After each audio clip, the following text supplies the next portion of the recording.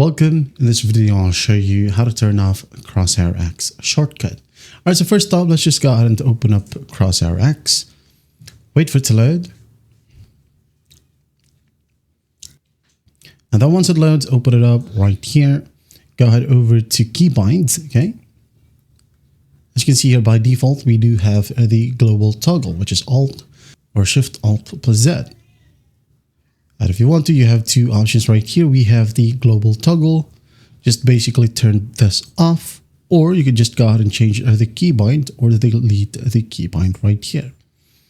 Okay, so the global toggle is on, but you don't have any keybinds to toggle it on or off. Okay, the only way you toggle it by just clicking on the visibility option right here, on or off.